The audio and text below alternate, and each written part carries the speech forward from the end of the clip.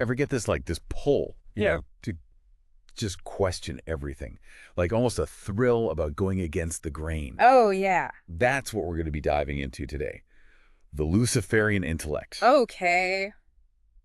But before anyone starts picturing like Yeah. summoning circles and pentagrams, we're Yeah. not talking about, devil worship or anything like that. No, not at all. Think of it more like exploring a different way of looking at knowledge. Yeah. And self-discovery, really. Right. It's a lot more philosophical than the name might suggest, I think. Yeah, it's almost like we're reframing this whole Lucifer thing, Yeah. right? Yeah. Because like a lot of our sources are painting him as this like symbol of enlightenment, Right. not the typical, fire and brimstone kind of evil figure. Right. So what's the deal with that whole light bringer idea? Well, light, I mean, if you think about it, it often symbolizes knowledge, reason, even a little bit of rebellion against old ways of thinking. It's about illuminating what's hidden, challenging those old dogmas. So kind of like those disruptors we see today, Like exactly, yeah. shaking things up, changing the rules of the game.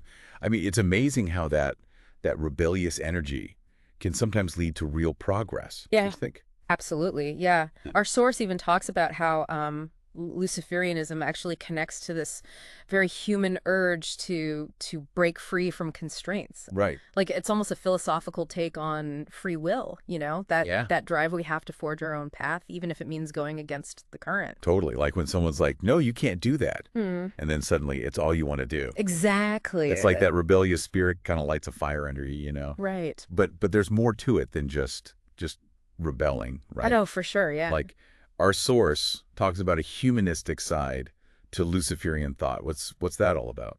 Yeah, it's interesting. Despite the kind of intense name, right? Yeah. Luciferianism, at least how our source describes it, really emphasizes this idea of self-improvement, personal growth.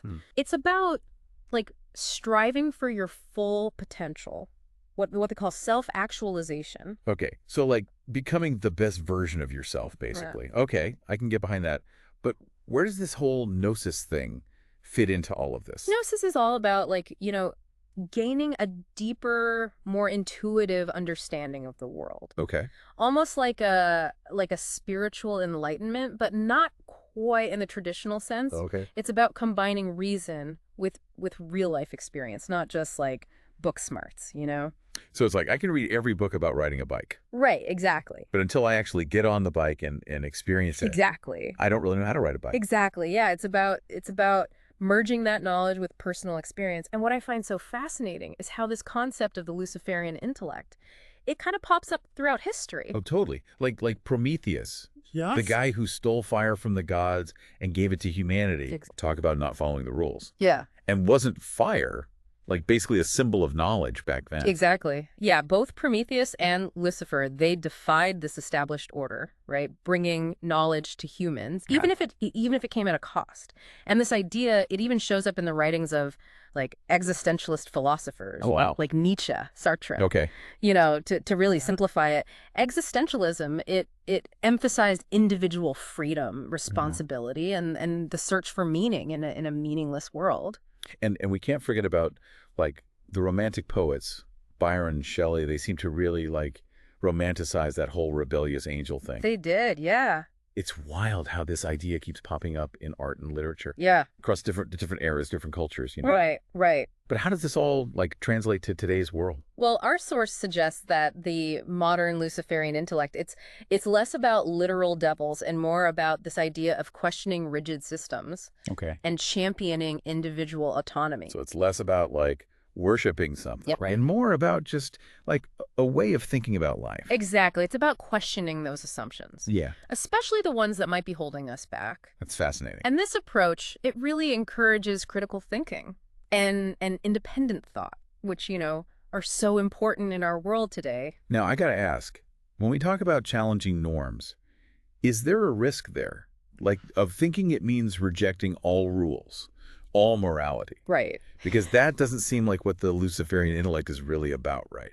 No, you're absolutely right. It's not about anarchy. Our source is very clear that this take on Luciferianism, it's about questioning the established codes, Right. not just throwing out morality altogether. So it's more nuanced than just saying like, rules are made to be broken. Exactly. It's about taking personal responsibility, understanding that our choices have consequences and making informed decisions based on our own moral compass. That makes a lot of sense. Yeah. It's like they were saying in the source, consequentialism Yeah. and situational ethics. Yeah. Meaning you have to like actually think about the outcomes Exactly. and the context. Yes. Instead of just blindly following rules. You got it. Now, here's something I bet you didn't see coming.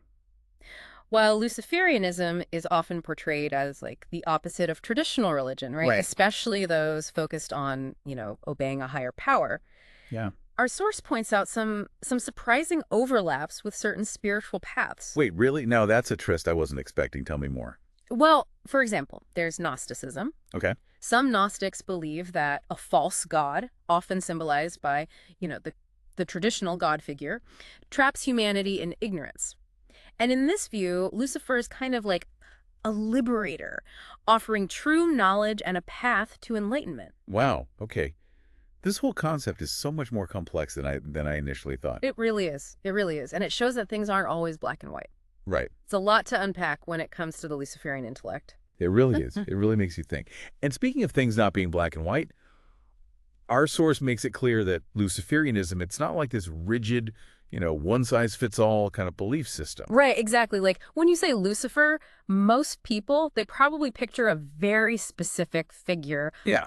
Often like cartoonishly evil. Right. But our source really emphasizes that within Luciferian thought, there's actually a lot of room for individual interpretation.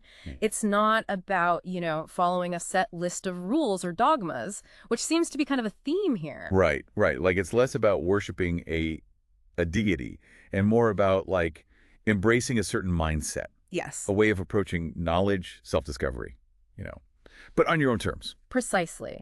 And that mindset really places a high value on critical thinking, personal responsibility, and questioning even like the most deeply ingrained societal assumptions. Which, let's be real, can be pretty uncomfortable sometimes. Oh, yeah. Like challenging the status quo, that usually comes with a little bit of pushback. Absolutely. Our source even acknowledges that this pursuit of knowledge and individual autonomy, it can cause some friction, Yeah. especially with, established structures, beliefs, that kind of thing. It's like that saying, right? The truth will set you free, but first it'll make you miserable. Right. Questioning everything, it can be unsettling, but it can also be like incredibly liberating. Have you experienced that? Many times, yeah.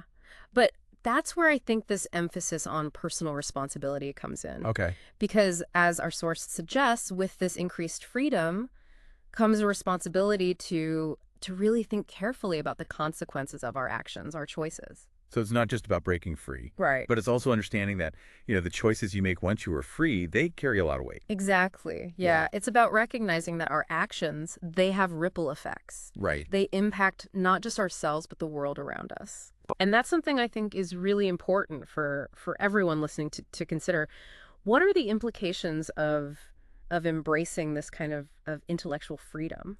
It makes you think about, all those figures throughout history who dared to challenge the accepted narratives of their time. Scientists, artists, revolutionaries, they all faced opposition. But they also pushed the boundaries of human understanding, expression, That's a fantastic point. And the source even touches on how this idea of the Luciferian intellect, it's influenced artistic and cultural movements throughout history. Oh, right. Yeah, yeah. We were talking about the Romantic poets earlier, but I bet there are tons of other examples. Oh, I'm sure, yeah. Of artists and thinkers who, maybe consciously, maybe unconsciously tapped into this whole idea of questioning, challenging, and ultimately like reimagining the world around them. Right. Absolutely. And that's what I think makes this topic so captivating. It's not limited to, a specific time period or culture. It's like a thread that's woven through history, appearing in different forms, but always carrying that underlying current of challenging assumptions, seeking truth. Almost like this universal human impulse. Right. This desire to understand, to question, to break free from the limits of what we think we know. Would you say that's a fair assessment? I think that's a very insightful observation. Yeah. And the Luciferian intellect, as our source describes it, it gives us a framework for understanding and harnessing that impulse. So if we were to kind of try to break this down for our listener, Right. what would you say are like the most crucial things to remember about the Luciferian intellect? Well, I think first and foremost, it's about embracing knowledge, like as a tool for personal empowerment. Okay. Secondly, it encourages us to question everything, to challenge dogma, authority, but not out of, blind rebellion, but from a desire to truly understand the world around us. Right. And then finally, it stresses personal responsibility, reminding us that true freedom, it requires us to act ethically and consider the consequences of our actions. It's like you're, becoming this like more conscious, architect of your own life in a way. Exactly. Yeah. It's about taking ownership of your beliefs, Yeah. your choices, Yeah. and ultimately your own path to, enlightenment, whatever that might mean for you. Right. That's what I find so like empowering about this whole thing, right? You're not just like blindly accepting someone else's definition of truth or Okay. enlightenment for that matter. It's about like you get to kind of forge your own path through this unknown territory. I agree. Yeah. The Luciferian intellect, at least as it's presented in our source, it really is all about embracing that personal journey. It acknowledges that there's no like one size fits all approach to knowledge or spirituality. It's about finding what works for you.